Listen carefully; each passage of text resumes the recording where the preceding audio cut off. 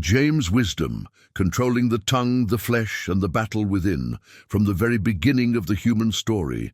There has always been a war that no one sees, yet everyone feels. It is not fought with swords or armies. It does not make noise in the streets or appear in the news. And yet, it is the most decisive battle any person will ever face. It is the battle within. A silent conflict between the spirit that longs for God and the flesh that pulls toward impulse, pride, fear, and desire. The book of James speaks directly into this struggle with a clarity that is almost uncomfortable. It does not flatter. It does not soften its message. It confronts the heart, exposes intentions, and calls the believer to a life of discipline, humility, and spiritual maturity. James understood something that many avoid admitting. Faith is not proven by words, emotions, or religious appearance. Faith is revealed in control. Control of the tongue, control of desires, control of reactions, control of pride, control of the self. And this control is not something the flesh can achieve on its own. It is the result of surrender, awareness, and an ongoing inner battle that must be fought daily. The wisdom of James does not exist to make us comfortable. It exists to make us free. And freedom, according to James, begins when a person learns to master what seems small but holds enormous power. The tongue, the impulses of the flesh, and the inner world where thoughts are born before actions follow. This is not a message for the casual believer. This is for those who feel the tension inside themselves, those who love God but still wrestle with anger, impatience, temptation, pride, and distraction. Those who know what is right but feel how hard it is to live it consistently. James speaks directly to that struggle, not to condemn, but to awaken. Because once you understand the battle within, you stop fighting the wrong enemies, and you begin the real work, the tongue, the smallest weapon, with the greatest power. James begins with a warning that feels almost too simple to be dangerous. He speaks of the tongue, a small piece of the body, soft, light, invisible most of the time. And yet, according to James, it holds the power to shape destinies, destroy relationships, ignite conflicts, and reveal the true state of the heart. He writes that the tongue is like a small rudder that steers a great ship, like a tiny spark that sets an entire forest on fire. These are not poetic exaggerations, they are spiritual realities, because words are never neutral. They either build or destroy, heal or wound, bring light or deepen darkness. The tongue reveals what lives inside a person long before actions do. You can pretend to be patient, but your words will expose irritation. You can pretend to be humble, but your words will reveal pride. You can pretend to be faithful, but your speech will expose fear, doubt, or control. James understood that many people want spiritual growth without emotional discipline. They want divine favor without self-examination. They want to pray powerfully but speak carelessly, but it does not work that way. The mouth becomes the mirror of the soul. Every time you speak, something inside you is being expressed. This is why James says that no one can tame the tongue on their own, because the tongue does not act independently. It obeys what rules the heart. And the heart is a battlefield. The flesh wants to speak quickly. It reacts. It defends itself. It wants to be right. It wants to be seen. It wants to win arguments. It wants validation. The flesh speaks before thinking, reacts before praying, responds before listening.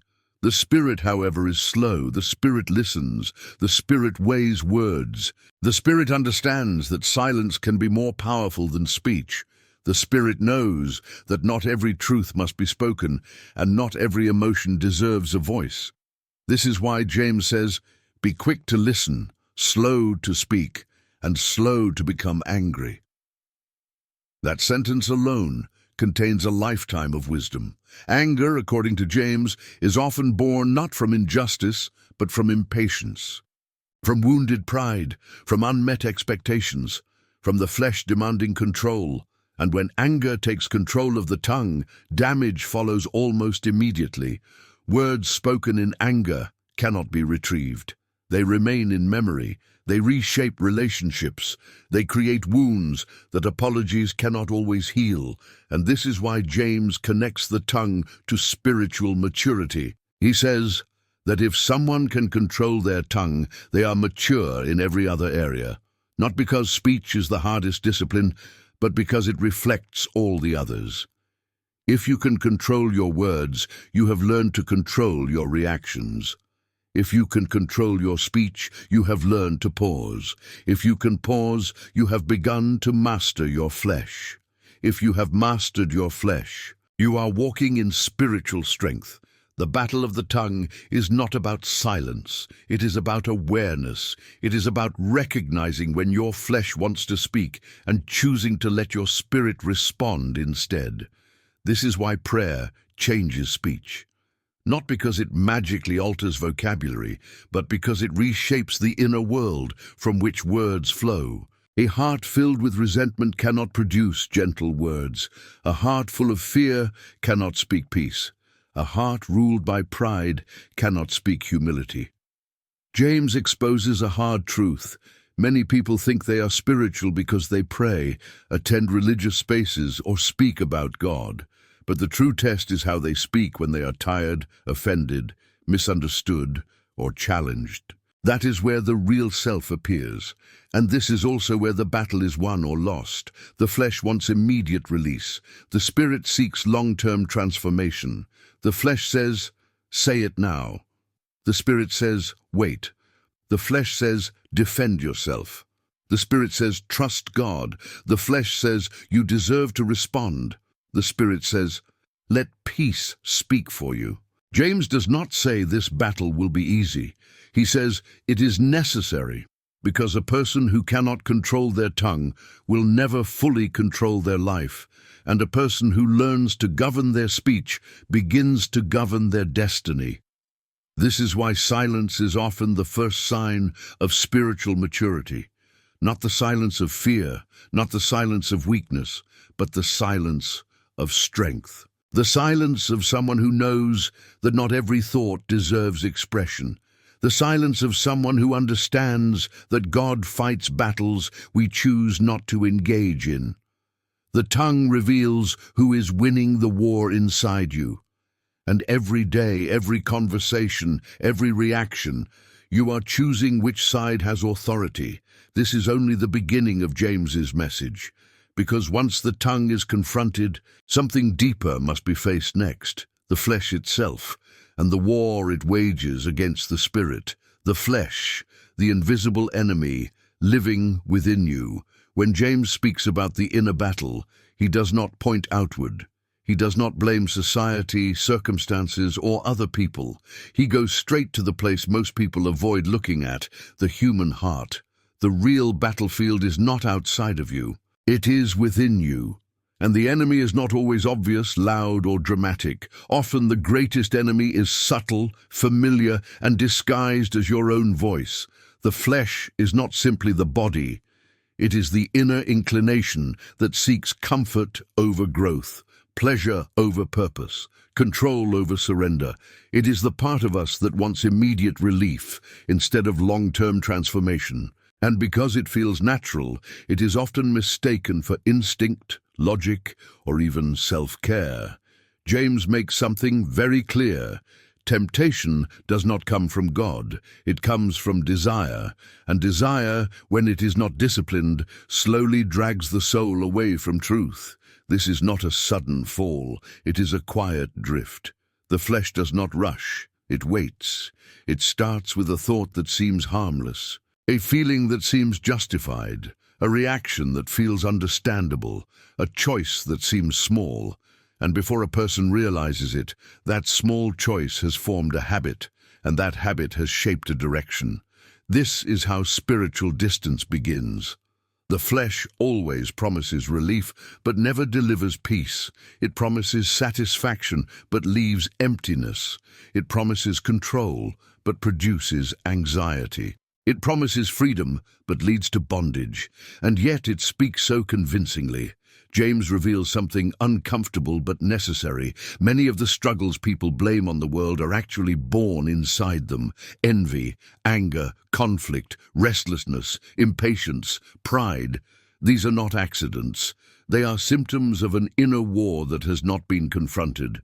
The flesh does not want to be confronted.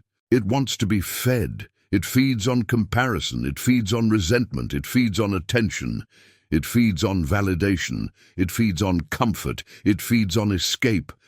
And the more it is fed, the louder it becomes.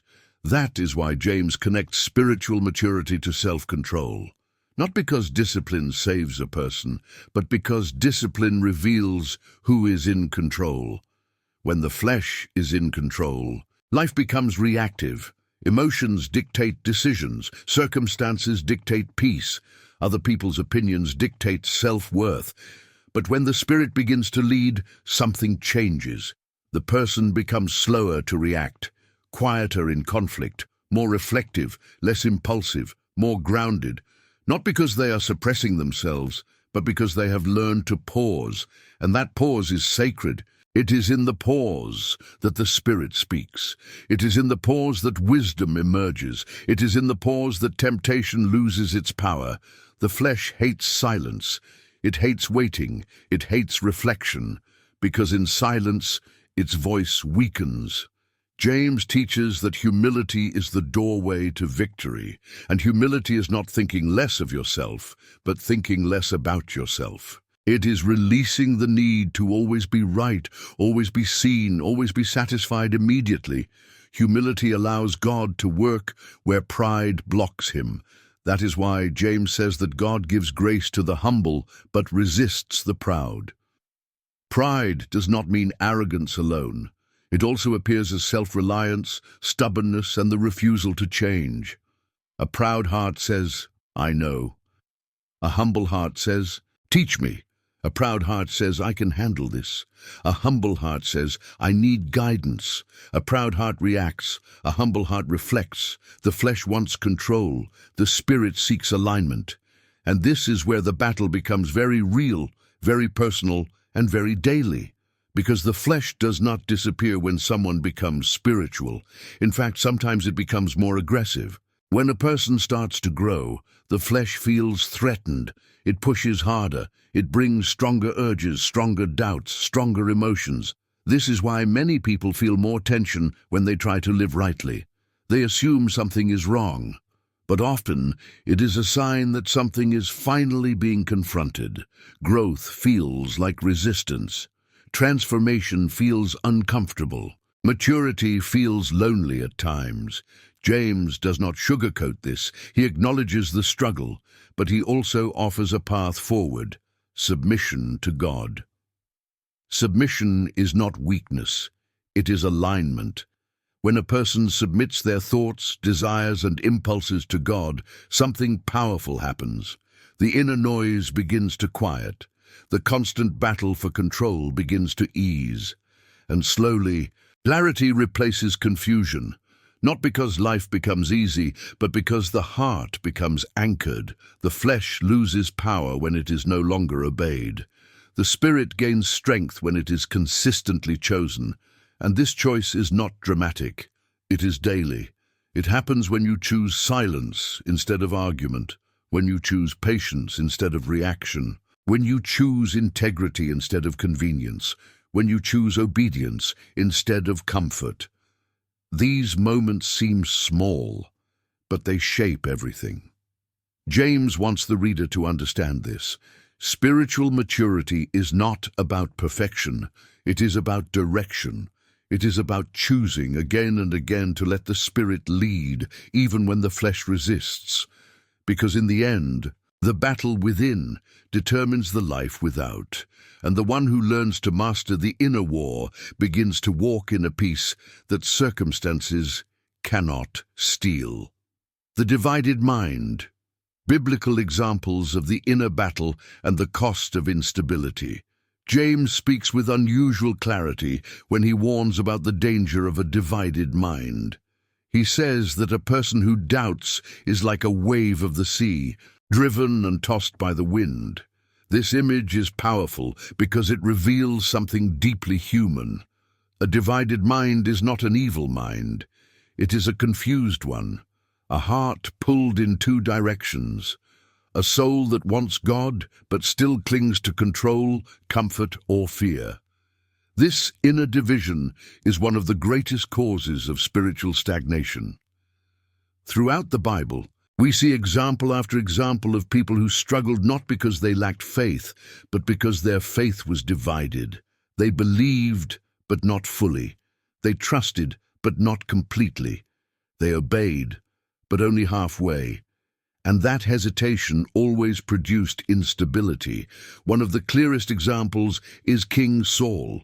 Saul was chosen by God, anointed, empowered, given authority. But from the very beginning, his heart was divided. He wanted God's approval, but he also wanted people's approval. He wanted to obey God, but he feared losing control. He wanted to lead, but he did not want to surrender. When Samuel told him to wait for God's instruction, Saul waited, but not long enough. Fear took over. Impatience spoke louder than obedience. And in that moment, Saul offered a sacrifice he was not supposed to offer. It seemed small, logical, justified, but it revealed something deep. Saul trusted his own reasoning more than God's command.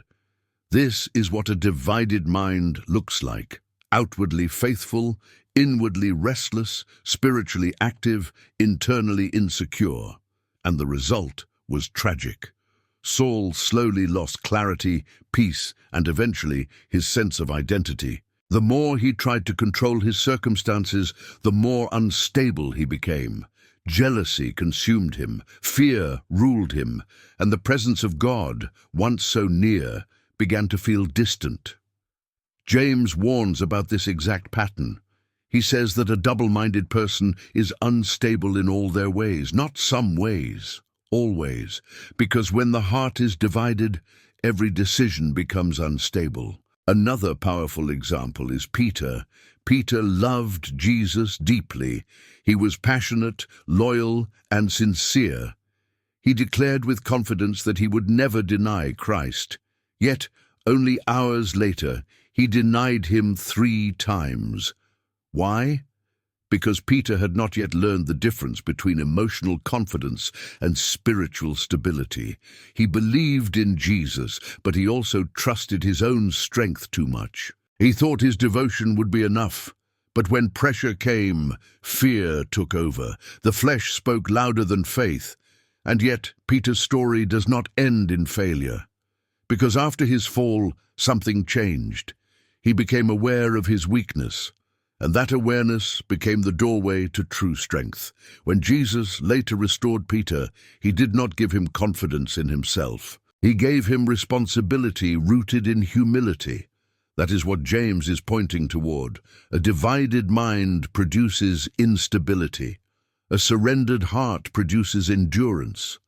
James does not say that doubt disqualifies a person. He says that living in doubt without seeking resolution keeps a person unstable. God is not afraid of questions. He is not threatened by weakness, but he resists double allegiance. You cannot fully follow God while secretly clinging to control. You cannot grow spiritually while feeding fear. You cannot walk in faith while constantly negotiating with doubt. Another powerful biblical example is Elijah.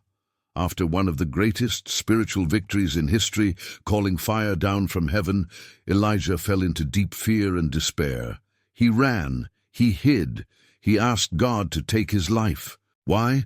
Because his mind shifted from faith to fear, from divine power to human threat. What is remarkable is that God did not rebuke him harshly. God fed him, let him rest, then spoke to him in a whisper, because God knows something important. Exhaustion makes the mind unstable. Fear grows when the soul is tired. Doubt becomes louder when the heart is overwhelmed. James understood this human fragility. That is why he speaks so much about endurance, about patience, about perseverance, because faith is not proven in moments of excitement, but in moments of waiting. A divided mind wants immediate answers. A mature mind learns to trust the process. A divided heart asks, "Why is this happening to me?" A surrendered heart asks, "What is this teaching me?"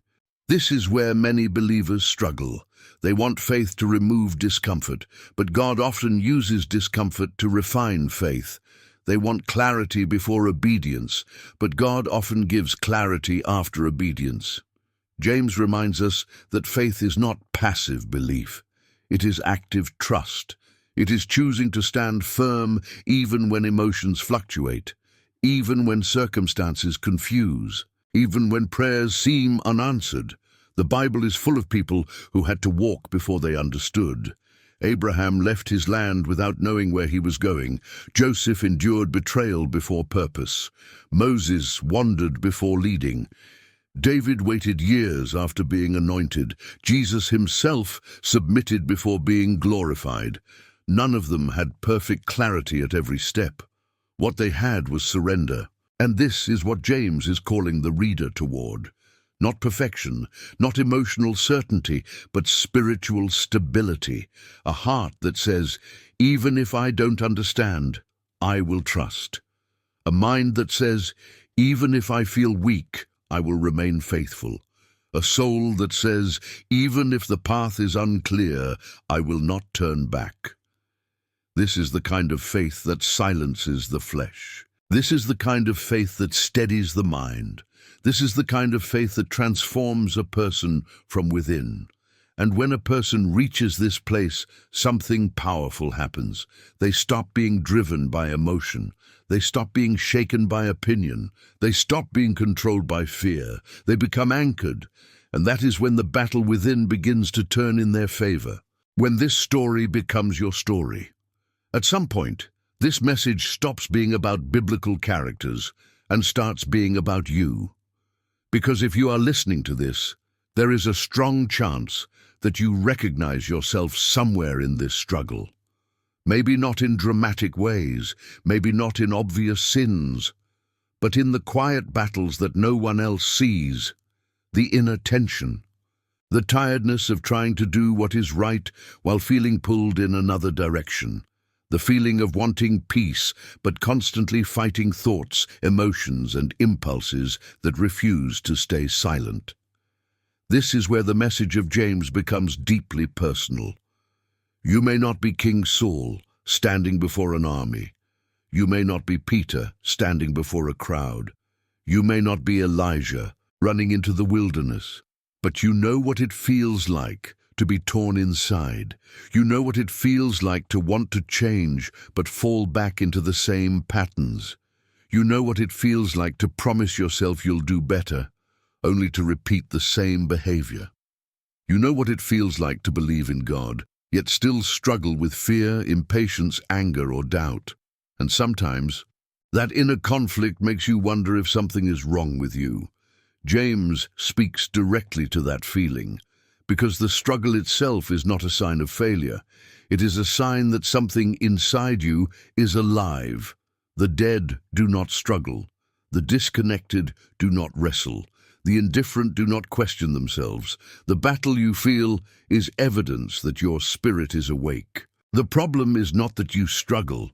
The problem is when you stop paying attention to what the struggle is trying to teach you. Many people live on autopilot. They wake up, repeat the same routines, react the same way, speak the same words, and make the same choices.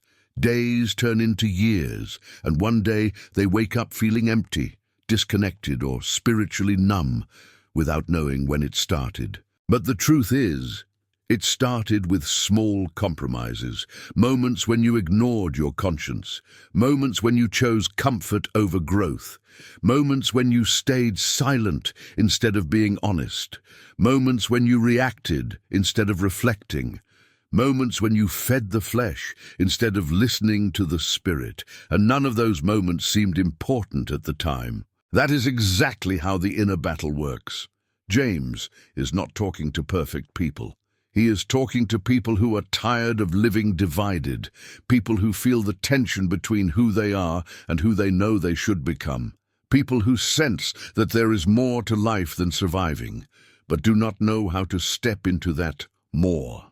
If you have ever felt frustrated with yourself for repeating the same mistakes, if you have ever felt guilty for knowing the right thing but not doing it, if you have ever felt like your faith was real, but your actions didn't always reflect it, then this message is speaking directly to you, because the battle James describes is not theoretical, it is daily.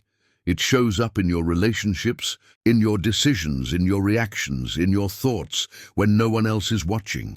It shows up when you want to speak, but know you should stay silent. When you want to give up, but something inside tells you to keep going.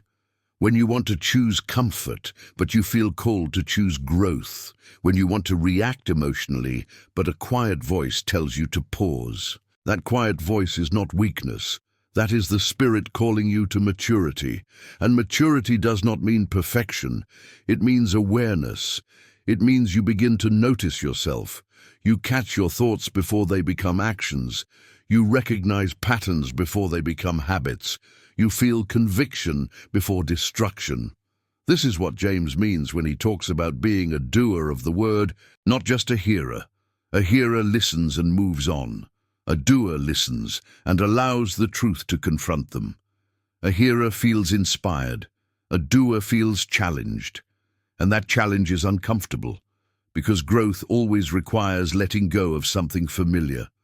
For some it is anger, for others it is control, for some it is pride, for others it is fear.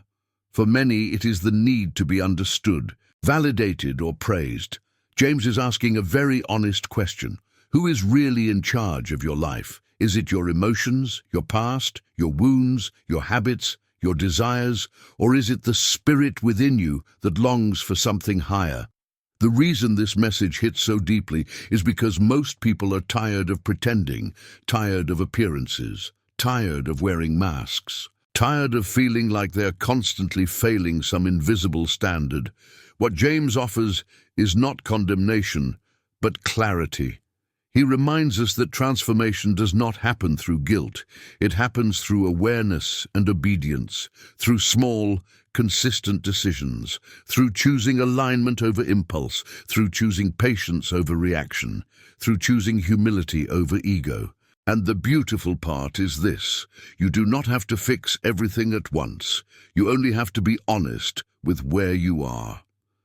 The moment you become honest with yourself, the process begins.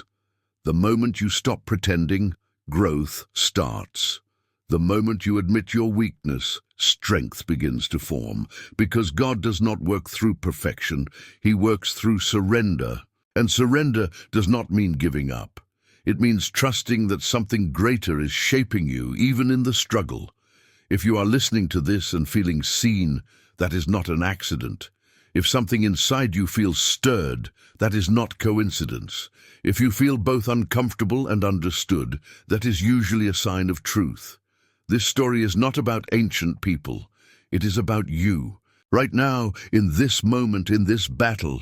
And the fact that you are still here, still listening, still reflecting, means the story is not over. It means the work is still happening. Walking it out. How to live this truth every day. At the end of everything James teaches, there is one truth that becomes impossible to ignore. The battle within is not meant to be won once, but lived through daily. There is no final moment where struggle disappears forever. There is no point where the flesh stops whispering or where life becomes completely predictable. What changes is not the existence of the battle, but the way you face it. And this is where everything becomes real. Because spirituality is not proven in moments of inspiration. It is proven in ordinary days, in how you speak when you are tired, in how you respond when you are misunderstood, in how you choose when no one is watching, in how you treat people who cannot give you anything in return. This is where James brings the message home. Faith is not what you say you believe. Faith is what you live when life presses you. If you want this teaching to become something practical, something that actually changes your life, it begins with awareness, not judgment, not guilt, awareness. Start by paying attention to your reactions. Notice what triggers you. Notice what drains your peace. Notice what repeatedly pulls you off balance. Notice what makes you defensive. Notice what makes you impatient. Notice what you justify over and over again. These are not random. They are indicators. They show you where the battle is happening inside you. Then begin practicing pause. Before responding, pause. Before reacting, pause. Before speaking, pause. Before deciding, pause. That pause is where the spirit has space to speak. Most people lose control, not because they are evil, but because they move too fast. They speak before thinking. They decide before reflecting. They react before listening. But James teaches that wisdom is slow, calm, and grounded. You do not have to answer everything. You do not have to defend yourself every time. You do not have to prove your worth. You do not have to win every argument. Sometimes strength looks like silence. Sometimes wisdom looks like walking away. Sometimes maturity looks like restraint. Another practical step is learning to check your motivations. Ask yourself simple but powerful questions. Why am I saying this? Why do I want this? Why am I reacting this way?